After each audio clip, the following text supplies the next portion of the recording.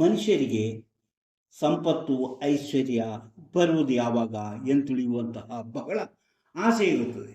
ಹಾಗೆ ತಮ್ಮ ಜೀವನದಲ್ಲಿ ಎಂದಾದರೂ ಉತ್ತಮವಾದ ಆರ್ಥಿಕ ಭದ್ರತೆಯಲ್ಲಿ ಜೀವನ ಮಾಡಲು ಸಾಧ್ಯವೇ ಎಂಬ ಯೋಚನೆಯೂ ಇರುತ್ತದೆ.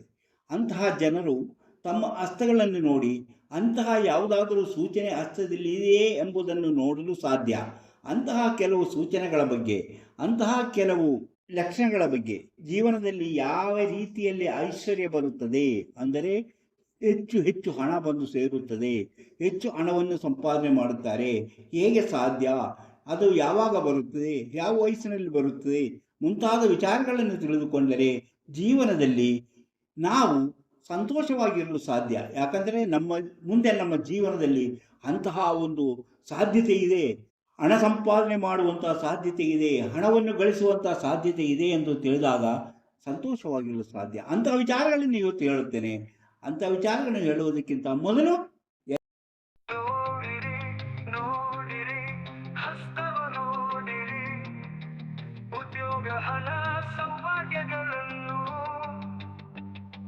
ತಿಳಿಯಲು ನಿಮ್ಮ ಹಸ್ತ ನೀವೇ ನೋಡಿ, ಕೈಯಲ್ಲದು ನಿಮ್ಮ ಜೀವನ.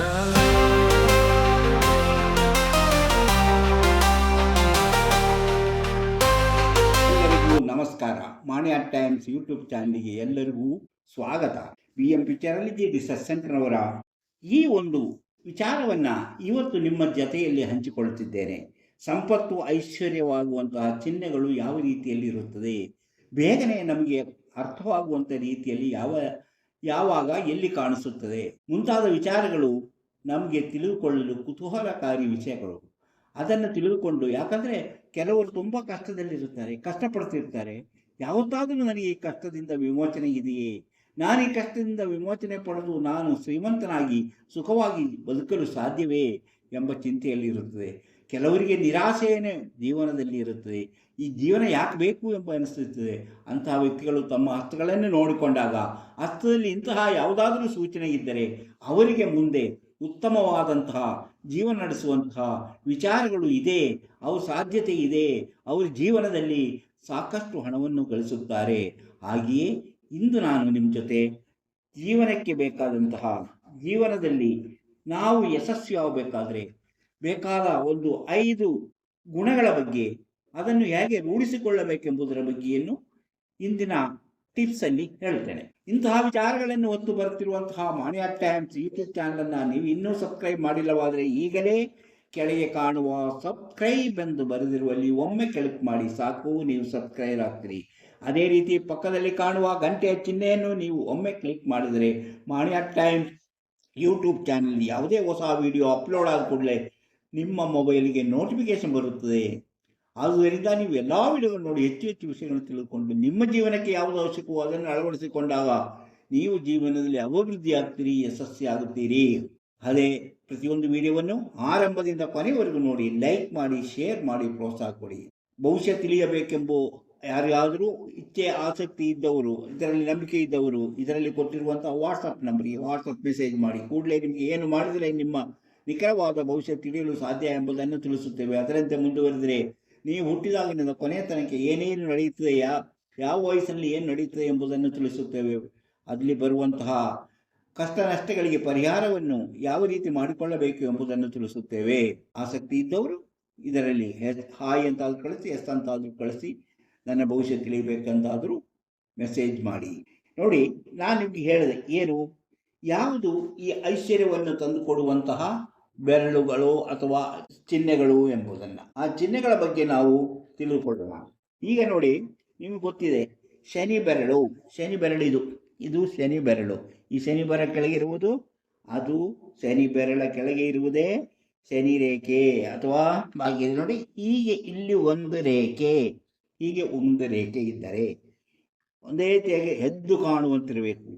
ಇದು ಜೀವನಾಭಿವೃದ್ಧಿಯನ್ನು ಸೂಚಿಸುತ್ತದೆ.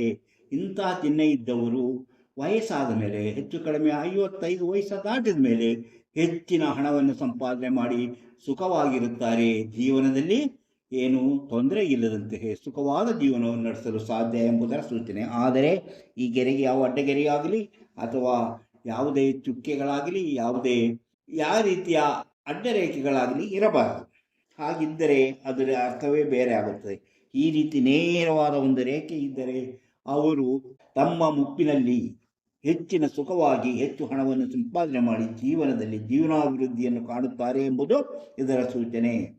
ಇವರು ಸ್ವಂತವಾಗಿ ದುಡಿದು ಎಲ್ಲವನ್ನು ಗಳಿಸುತ್ತಾರೆ.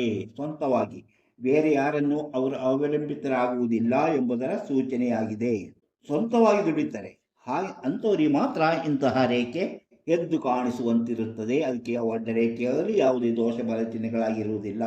ಆದರೆ ಹೀಗೆ ಇದೇ ರೇಖೆಗೆ ನೋಡಿ ಹೀಗೆ ಹೀಗೆ ಹೀಗೆ ಅಡ್ಡ ರೇಖೆಗಳು ಬಂದಿದ್ದರೆ, ಈ ರೀತಿ ಅಡ್ಡ ರೇಖೆಗಳು ಬಂದಿದ್ದರೆ ಅವರು ಎಷ್ಟೇ ಶ್ರಮಪಟ್ಟರೂ, ಅವರಿಗೆ ಎಷ್ಟೇ ಕಷ್ಟಪಟ್ಟರೂ ಅವರು ಗಳಿಸಿದ ಹಣವನ್ನು ಪೂರ್ಣವಾಗಿ ಅನುಭವಿಸಲು ಅವರಿಗೆ ಸಾಧ್ಯವಾಗುವುದಿಲ್ಲ.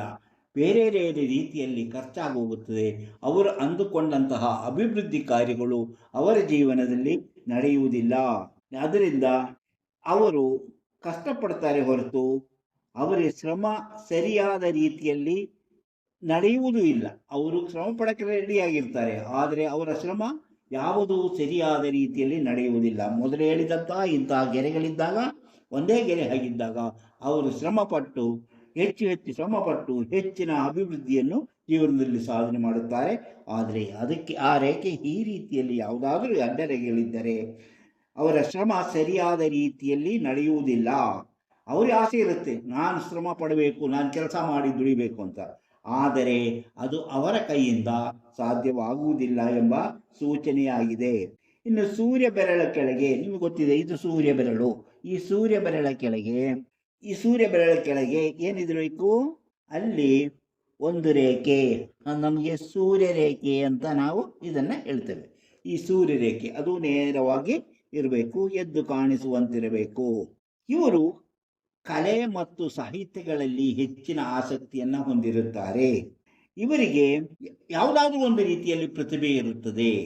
ಆ ಪ್ರತಿಭೆಯನ್ನು ಅವರು ಸರಿಯಾದ ರೀತಿಯಲ್ಲಿ ಬಳಸಿಕೊಂಡರೆ ಅವರು ಎಷ್ಟು ಅದೃಷ್ಟವಂತರೆಂಬುದನ್ನು ಹೇಳಲು ಸಾಧ್ಯ. ಅವರು ತಮ್ಮಲ್ಲಿರುವ ಪ್ರತಿಭೆಯಿಂದಲೇ ಹೆಚ್ಚು ಫೇಮಸ್ ಆಗ್ತಾರೆ, ಹೆಚ್ಚು ಹಣ ಗಳಿಸುತ್ತಾರೆ, ಐಶ್ವರ್ಯವಂತರಾಗುತ್ತಾರೆ, ಅವರು ಸಂಪತ್ತನ್ನು ಗಳಿಸುತ್ತಾರೆ ಎಂಬುದರ ಸೂಚನೆ. ಅದಕ್ಕಾಗಿ ಮಕ್ಕಳಲ್ಲಿ ಇಂತಹ ಚಿಹ್ನೆಯಲ್ಲಾದರೂ ಕಂಡು ಬಂದರೆ ಅವರಲ್ಲಿರುವ ಪ್ರತಿಭೆಯನ್ನು ಪತ್ತೆ ಹಚ್ಚಿ ಅದಕ್ಕೆ ಪ್ರೋತ್ಸಾಹ ಕೊಟ್ಟರೆ ಅವರು ಜೀವನದಲ್ಲಿ ಯಶಸ್ವಿಯಾಗುತ್ತಾರೆ, ಅಭಿವೃದ್ಧಿಯಾಗುತ್ತಾರೆ. ತಮ್ಮ ಪ್ರತಿಭೆಯಿಂದಲೇ ಅವರು ಯಶಸ್ವಿಯನ್ನು ತೋರಿಸ್ತಾರೆ. ಅದಕ್ಕೆ ಪ್ರತಿಭೆಗೆ ಇರುವಂಥ ಮಕ್ಕಳಿಗೆ ಪ್ರೋತ್ಸಾಹ ಕೊಡಬೇಕು. ಇವರಿಗೆ ವಯಸ್ಸಿನಲ್ಲಿ ಮಿತಿ ಇಲ್ಲ, ಯಾವುದೇ ವಯಸ್ಸಿನಲ್ಲೂ ಇವರಿಗೆ ಮಿತಿ ಇಲ್ಲ. ಯಾವುದಾದ್ರೂ ವಯಸ್ಸಲ್ಲೂ, ಎಲ್ಲ ವಯಸ್ಸಲ್ಲೂ ಅವರು ಹೆಚ್ಚಿನ ಹಣವನ್ನು ಸಂಪಾದನೆ ಮಾಡುವಂತಹ ಸಾಧ್ಯತೆ ಇದೆ. ಅಂದರೆ ಈ ರೀತಿಯಲ್ಲಿ ಗೆರೆ ಇದ್ದಾಗ ಅವರು ತಮ್ಮ ಜೀವನದಲ್ಲಿ ಎಲ್ಲ ರೀತಿಯಲ್ಲೂ ಅವರು ಅಭಿವೃದ್ಧಿ ಹೊಂದುತ್ತಾರೆ. ಯಾವುದು ತಮ್ಮ ಪ್ರತಿಭೆಯಿಂದ, ಕಲೆ ಆಗಿರ್ಬೋದು, ಚಿತ್ರಕಥೆ ಆಗಿರ್ಬೋದು, ಕಥೆ ಬರೆಯುವುದಾಗಿರ್ಬೋದು, ನಟನೆ ಆಗಿರ್ಬೋದು, ಯಾವುದೇ ಆಗಲಿ ಅದರಲ್ಲಿ ಅವರು ಹೆಚ್ಚಿನ ಅಭಿವೃದ್ಧಿಯನ್ನು ಕಾಣುತ್ತಾರೆ. ಅಂದರೆ ಅದರಲ್ಲಿ ಅದೇ ರೀತಿ ಇದರಲ್ಲೂ ಸಹ ಈ ರೀತಿಯ ಗೆರೆಗಳಿದ್ದರೆ ಅದಕ್ಕೂ ಸಹ ಇಂತಹ ಗೆರೆಗಳಿದ್ದಾಗ ಇವರು ಕಲೆಯಲ್ಲಿ ಮುಂದುವರಿಸದೆ ಇವರು ಈ ರೀತಿಯ ಮೊದಲ ಆ ನೇರವಾದ ಗೆರೆ ಇದ್ದಾಗ ಅವರು ಕಲೆಯಲ್ಲಿ ಮುಂದುವರಿತಾರೆ, ಪ್ರತಿಭೆಯಲ್ಲಿ ಮುಂದುವರಿತಾರೆ. ಹೀಗಿದ್ದಾಗ ಅವರು ತಮ್ಮಲ್ಲಿರುವ ಪ್ರತಿಭೆಯನ್ನು ಸರಿಯಾದ ರೀತಿಯಲ್ಲಿ ಬಳಸಿಕೊಳ್ಳುವುದಿಲ್ಲ. ಆದುದರಿಂದ ಅವರಲ್ಲಿರುವಂತಹ ಪ್ರತಿಭೆ ಹೊರಬರುವುದಿಲ್ಲ. ಹಾಗೆಯೇ ಅವರು ಮಾಡುವ ಕೆಲಸಗಳಲ್ಲಿ ಅಪಕೀರ್ತಿ ಬರುತ್ತದೆ ಮತ್ತು ಧನನಷ್ಟವನ್ನು ಅನುಭವಿಸಬೇಕಾಗುತ್ತದೆ. ಇವರಿಗೆ ಯಾವುದೇ ರೀತಿಯಲ್ಲಿ ನಾವು ಅಂದುಕೊಂಡ ರೀತಿಯಲ್ಲಿ ಅವರು ಯಶಸ್ವಿಯಾಗುವುದಿಲ್ಲ. ಯಶಸ್ವಿಯಾಗಬೇಕಾದ್ರೆ ಈ ರೇಖೆ ಮಾತ್ರ ಇರಬೇಕು. ಈ ಅಡ್ಡ ರೇಖೆ ಬಂದಾಗ ಅವರು ಕೆಲಸ ಮಾಡಿದರೂ ಸಹ ಆತ್ಮ ಪ್ರತಿಭೆಯ ತಕ್ಕಂತೆ ಕೆಲಸ ಮಾಡುವುದಿಲ್ಲ. ಅದೇ ರೀತಿ ಅವರ ಕೆಲಸ ಕಾರ್ಯಗಳು ಜನಗಳು ಇಷ್ಟಪಡುವುದಿಲ್ಲ. ಅದೇ ಅವರಿಗೆ ಕೆಟ್ಟ ಹೆಸರನ್ನು ತಂದುಕೊಡುತ್ತದೆ ಮತ್ತು ಧನ ನಷ್ಟ, ಹಣ ನಷ್ಟವಾಗುತ್ತದೆ. ಕಣ್ಣಿನ ಸಮಸ್ಯೆ ಎದುರಾಗಬಹುದು, ಕಣ್ಣಿನ ದೋಷಗಳು, ದೃಷ್ಟಿ ದೋಷಗಳು ಎದುರಾಗಬಹುದು. ಆದುದರಿಂದ ಯಾರೇ ಆದರೂ ನಿರಂತರ ಪ್ರಯತ್ನ ಪಡಬೇಕು. ಇಂತಹ ಇದ್ದವರು ನಿರಂತರವಾಗಿ ಪ್ರಯತ್ನ ಪಡಬೇಕು. ಪ್ರಯತ್ನ ಪಡದೇ ಇದ್ದರೆ ಅವರು ಜೀವನದಲ್ಲಿ ಮುಂದುವರಿಯಲು ಸಾಧ್ಯವಾಗುವುದಿಲ್ಲ ಎಂಬುದು ಇದರ ಸೂಚನೆ. ಅಂದರೆ ನನಗೆ ತೊಂದರೆ ಇದೆ ಏನಂತ ಹೇಳಿ ಅವರು ಸುಮ್ಮನೆ ಕೂತ್ಕೊಂಡ್ರೆ ಅವರಿಗೆ ನಾನು ಹೇಳಿದಂಥ ಅಭಿವೃದ್ಧಿ ಬರ್ತದೆ. ಅಂದರೆ ಅವರು ನಿರಂತರವಾಗಿ ಪರಿಶ್ರಮ ಪಡಬೇಕು.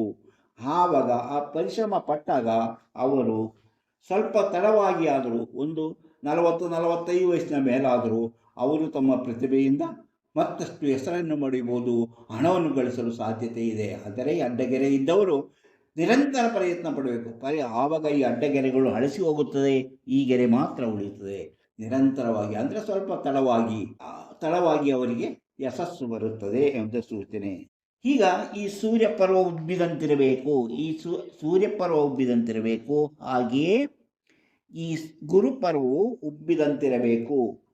ಆಗ ಎರಡೂ ರೇಖೆಗಳು, ಸೂರ್ಯರೇಖೆ ಜ್ಞಾನರೇಖೆಯ ಸಮಾನಾಂತರ ರೇಖೆ ಇದ್ದರೆ, ಅಂದರೆ ಜ್ಞಾನರೇಖೆಗೆ ನೋಡಿ ಇಲ್ಲಿಂದ ಇಲ್ಲಿ ಬಂದು ನೋಡಿ, ಇಲ್ಲಿಂದ ಇನ್ನೊಂದು ರೇಖೆ, ಹೀಗೆ ಸಮಾನಾಂತರವಾದ ರೇಖೆ ಎರಡು ರೇಖೆಗಳಿದ್ದರೆ, ಯಾವುದು ಸೂರ್ಯರೇಖೆ ಎರಡು ರೇಖೆಗಳಿದ್ದರೆ ಗುರುಪರ್ವದಲ್ಲಿ, ಹಾಗೆಯೇ ಗುರುಪರ್ವದಲ್ಲಿ ಇಂತಹ ಒಂದು ಚಿಹ್ನೆ ಇದ್ದರೆ, ಗುರುಪರ್ವದಲ್ಲಿ ಪ್ಲಸ್ ಚಿಹ್ನೆ ಇದ್ದರೆ ಅಥವಾ ನಕ್ಷತ್ರ ಚಿಹ್ನೆ ಇದ್ದರೆ, ಅಥವಾ ನಕ್ಷತ್ರ ಚಿಹ್ನೆ ಇದ್ದರೆ ಇವರು ಎಲ್ಲ ರೀತಿಯಲ್ಲೂ ಹಣ ಸಂಪಾದನೆ ಮಾಡಿ ಕುಬೇರರೆನಿಸಿಕೊಳ್ಳುತ್ತಾರೆ. ಇವರಿಗೆ ಸುಮಾರು 35ನೇ ವಯಸ್ಸಿನ ಮೇಲಿಂದ ಅವರಿಗೆ ಹೆಚ್ಚು ಹಣವನ್ನು ಸಂಪಾದನೆ ಮಾಡಿ ಕುಬೇರರೆನಿಸಿಕೊಳ್ಳುವಂತಹ ಶ್ರೀಮಂತಿಕೆ ಬರುತ್ತದೆ ಎಂಬುದು ಇದರ ಸೂಚನೆ. ಹೀಗೆ ನಾವು ಹಸ್ತರೇಖದಲ್ಲಿ ಇಂತಹ ಕೆಲವು ವಿಷಯಗಳನ್ನು ತಿಳಿದುಕೊಳ್ಳಲು ಸಾಧ್ಯ. ಯಾವಾಗ ನಮ್ಮ ಹಸ್ತದಲ್ಲಿದ್ದಾಗ ಬೇಗನೆ ನಮಗೆ ನಷ್ಟಗಳು ಬರ್ತಾ ಇರುತ್ತೆ. ನಷ್ಟಗಳು ಬರುತ್ತಿರುವುದರಿಂದ ಜೀವನ ನಿರಾಸೆ ಆಗುವುದು. ಅಂಥವರ ಹಸ್ತದಲ್ಲಿ ಇಂತಹ ರೇಖೆಗಳಿದ್ದಾಗ ಏನು ಮಾಡಬೇಕೆಂಬುದನ್ನು ನಾನು ಈಗಾಗಲೇ ತಿಳಿಸಿದ್ದೇನೆ. ಹೀಗೆ ನೋಡಿ, ಒಬ್ಬ ವ್ಯಕ್ತಿ ಅಭಿವೃದ್ಧಿ ಮತ್ತು ವಿಜಯ ಕೆಲಸಗಳಲ್ಲಿ ಜಯ ಗಳಿಸಬೇಕಾದರೆ, ಗೆಲುವು ಬರಬೇಕಾದರೆ ಸೋಲನ್ನು ಗೆಲುವಿನ ಮೆಟ್ಟಿಲು ಎಂದು ತಿಳಿಯಲು ಗುರಿ ಮುಟ್ಟುವ ಪ್ರಯತ್ನ ಮುಂದುವರಿಸಬೇಕು. ಒಂದನೇದಾಗಿ ಅವನು ಸೋತರೂ ಸಹ ಅದನ್ನು ಮೆಟ್ಟಿ ನಿಂತು ಮೇಲೇರಿ ಹೋಗುವಂತಹ, ಗುರಿ ಮುಟ್ಟುವಂತಹ ಪ್ರಯತ್ನ ಮುಂದುವರಿಸಬೇಕು. ಸೋಲನ್ನು ಮರೆಯಬೇಕು. ಸೋತೆ, ನನಗೆ ಕಷ್ಟ ಆಯಿತು, ನಾನಿನ್ನ ಕೆಲಸ ಮಾಡಲ್ಲ ಎಂಬಂತ ಅದನ್ನು ಮರೆಯಬೇಕು.